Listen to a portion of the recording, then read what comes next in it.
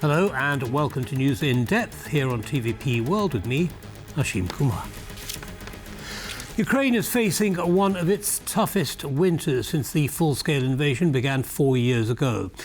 Russian strikes have crippled the power grid, leaving millions without heat or electricity, even as Kyiv launches a new energy Ramstein push for urgent international help. At the same time, peace talks appear stalled, with US President Donald Trump openly blaming Kyiv rather than Moscow. To unpack the energy crisis, diplomacy and shifting US priorities, I'm joined by Marta Shokalo, Editor-in-Chief of BBC News Ukraine. Marta, welcome to TVP World. Thank you so much for taking the time. It's a pleasure. Before we kick off, short soundbite I'd like to share with you and the audience, and I'll get your take on it. There is no heating at all. Because of the outages, it's very cold. But we have gas and hot water bottles, so that's how we keep warm. The radiator is warm in the room, but not in the kitchen. When will this end, God? Do you have electricity? Like everyone else's. Yes, 4 hours on, 4 hours off, probably because we live in the city centre. We've been clearing the sidewalks, and then we'll be cleaning at Maidan. They keep us warm and bring us tea. The management does. We're not freezing. But there hasn't been a day when we had electricity all day.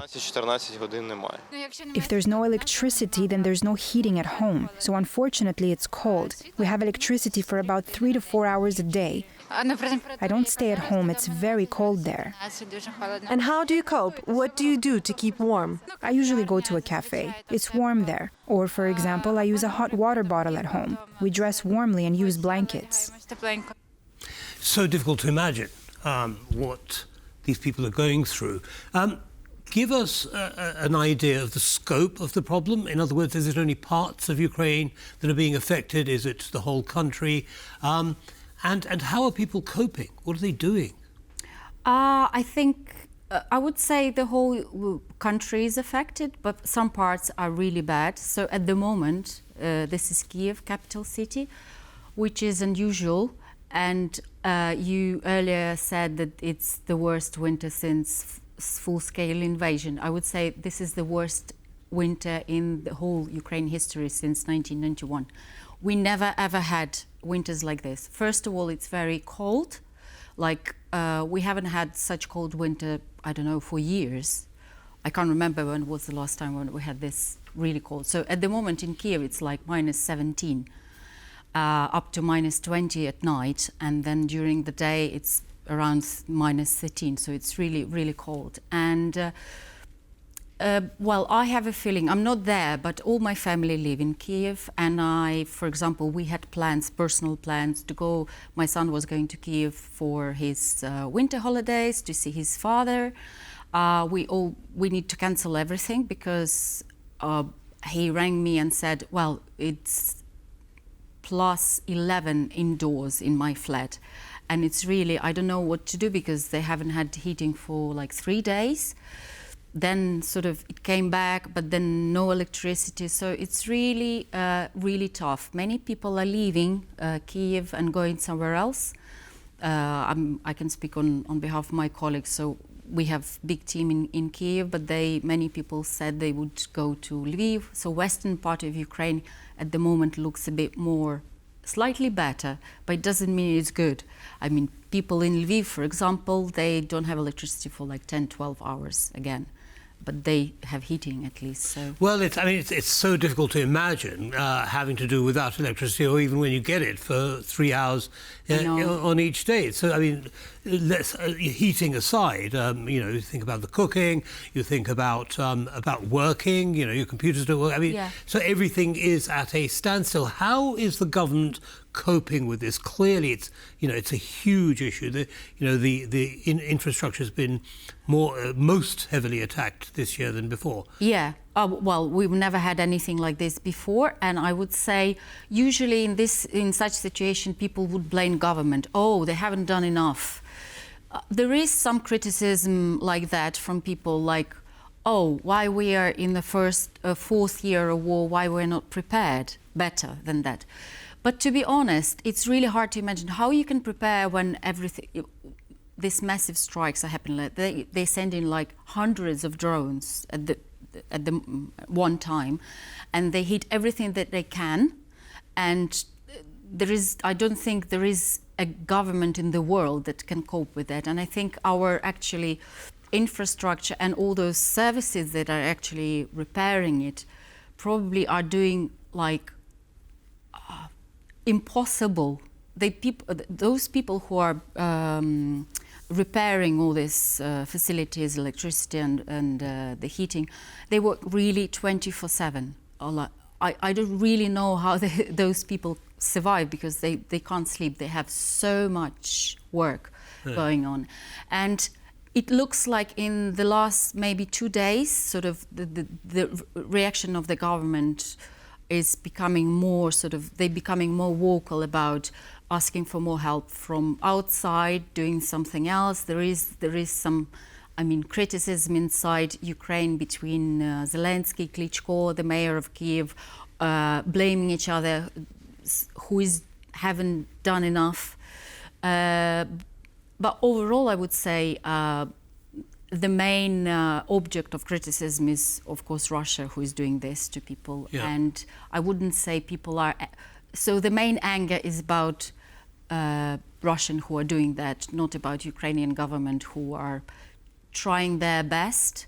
And everyone is trying their best. Every single person in Ukraine is trying their best to keep going, be positive. Like, for example, my aunt, I rang my aunt and she said, oh yeah, it's really cold, but I'm very positive because, well, it's half a winter already, and the spring is coming, so I'm really positive. It's getting better. Well, the resilience the Ukrainian people have shown has been absolutely astounding, and I think your aunt is being terribly positive, and I think more of that is helpful. Now, you talk about the international effort, and there's a phrase going around the energy, Ramstein. Talk us through what that means. Well, to be honest, it's really maybe early and hard to give more details on that. But I guess, on my personal opinion, is that in last, I would say, 5 days, it's been really intense and severe. It felt for many Ukrainians, it felt like there is lack of sort of world reaction on what's going on. It was overshadowed by major international news like Iran, Venezuela, and Greenland. Greenland. Yeah, there is so much going on, Yeah. and sort of it's understandable. It's sort of the nature of news. You always report on what's the main topic. But I think bit by bit, as the coverage is sort of intensifies, and we have many foreign correspondents in Ukraine who are actually living in these circumstances, so they do get sort of more understanding of how hard it is and how critical it is. It is really, we are in a very critical situation. So we are expecting in coming days, it could be tomorrow, it could be day after tomorrow, another massive strike. And to be honest, of people in Ukrainian government, they are not saying it publicly, but off the record and from those sources that we have in Ukraine, they are saying openly, like, if we have another major strike in Kyiv, it will be a collapse, because catastrophic. It will be catastrophic. And many companies, from what I know and from my friends who work in Ukraine, and many companies sort of already making lists of people for evacuation. Right. So it Can Europe do more, Marta? Europe.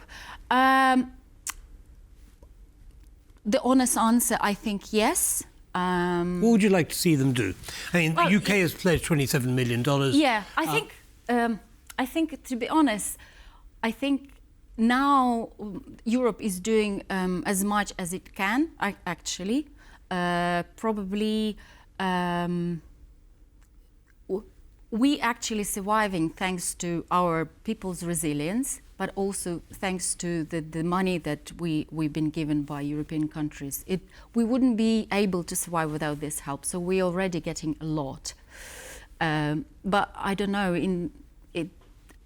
the situation we are at the moment, it's unprecedented, and we've never been in this situation. So we're finding our way through it. Yeah, it's not just about Russia, it's about the weather. Right. So it looks like the weather not on our side at the moment. No, it certainly isn't at the moment. I'd like to zoom out now. You mentioned Russia and so on. Ukrainian delegation's on its way to Washington as we speak for more peace talks with the Americans. What are your expectations of this meeting?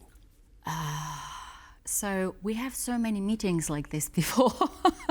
So I think we reached the point where if you ask people in Ukraine what are your expectations, they would say, oh, well, nothing will happen again. Right. Well, we have a soundbite from President Zelensky who talks about this. Let's have a listen. In the coming days, meetings between our Ukrainian representatives and the US will be scheduled. The Ukrainian delegation is currently on its way to the United States. We hope there will be more clarity regarding the documents that we have already prepared with the American side, as well as Russia's response to all the diplomatic work that has taken place and is still ongoing. If everything is finalized, if there is approval from the American side, then it will be possible to sign in Davos. Because from our side, I believe we are finished. The United States wants to end the war tomorrow, and we want to do it today. Both of our countries are interested in accelerating this process, and we understand that the delay in signing and ending the war is on Russia's side. The delay in signing is on Russia's side. I think many would agree with that sentiment. Ukraine has been quite flexible, but Ukraine hasn't had much support from Donald Trump. No. What's going on? It contradicts to what recent Trump was saying, that actually it's on Ukraine's fault is that actually nothing is happening. Because Putin is ready to have peace. Well, I mean, again, the situation that we are at the moment, what Trump says, so it's like one day he's saying one thing, another day he says another. It's like this constant roller coaster of whatever. We have joke in our teams because we are covering news all the time. So we said, okay, so I wonder what's going to be, what's Trump says tomorrow. It can be completely opposite to what he was saying like 2 days before. So of course I would say in Ukraine overall people are hoping for any results, and particularly at the moment, as you can imagine, people want this horror to end somehow at some point, because, well, for how long we can carry on. So ceasefire, even if it's only temporary to start with. Yes, for many people, I wouldn't say, you can hear in media, oh yeah, Ukrainians completely against this peace, whatever the conditions that Russia is proposing. To be honest, more and more Ukrainians are actually hoping for any sort of ceasefire, because people cannot carry on like this forever. I mean, yes, but the Russian demand is maximalist. It's asking Ukraine to give up 20% of its territory. Are you saying that the people are actually now willing to even consider doing that? Not about the territories. The territories still remains as the main red line. I mean, that people don't want to cross. And I would say Zelensky is really careful about what he's saying and what he's doing, and keeping in mind his political future if he accepts those very unfavorable conditions from Russia. But to be honest, I mean, we talk so much every day about what's going on, and this one person says one thing. The honest answer, I would say, and I keep saying this for some time, really, nobody knows what's going to happen. And what would you like to see from the American side? Well, we all hoping to hear and see more support for Ukraine. And I think one thing that we are, I would say most Ukrainians find very sad, that actually in this situation we have been victim. We have been invaded. We haven't done anything. Sort of when more and more American side is blaming Ukrainians for what has been done, blaming Zelensky what has been done. We just, in the end of the day, when you look at it and when you think about it, we are just protecting our lives. We are just protecting our land. We haven't done anything to anyone. I mean, but we're still hoping for US to be open, to be supportive, and we're still hoping that this peace deal, whatever shape... And to put some pressure on Putin, I assume. Yeah, and I think right now, after what happened in Venezuela and what's happening in Iran, there is probably slight hope that probably it will shift overall the world situation, and particularly because those countries were not really sort of democratic, in some way allies to Russia, so maybe people hoping that they will weaken Russian position somehow. But again, nobody knows, and time, I would say time is not on our side, because you see where we are with everything that's going on, and every day is getting harder and harder and harder. Right. While for Russia is, I would say, it is in more favorable position at the moment because, well, they can carry on with the strikes every other day. They're doing, actually, it's every day. Most of them are not on the news anymore. But this, I think, major... Can I, in the last minute or so that we have left, Marta, I'll ask you the same question. I mean, Ukraine is now getting about 2/3 of its intelligence from France. They're replacing the United States as a source of intelligence. Seeing the European reaction in that way, again, is there more that Europe can do to force a ceasefire, to encourage Putin to be more flexible in his demands? Well, many people say, oh yeah, Europe could do more. Well, in a way, we all could do more, but that's how much we can do at the moment. We, as a country, Ukraine, Europe as well, US, but still US remains for Ukraine a key ally and key source of intelligence and key source of military aid, although it comes through Europe now and Europe sort of paying for it, but it's still losing US in this triangle, triangle I would say, would be critical for Ukraine and for Europe as well, I think. So. Right. Well, what about the offer from a number of European countries to put soldiers, boots on the ground in Ukraine? I would say there are many words, but we don't see any action at the moment. And when? Well, they've said they'll do it if there's a peace deal of some description. I think that's a good sign, and if we were talking about this like 2 years ago, it was almost impossible. But in this conflict, we're sort of crossing all these lines bit by bit.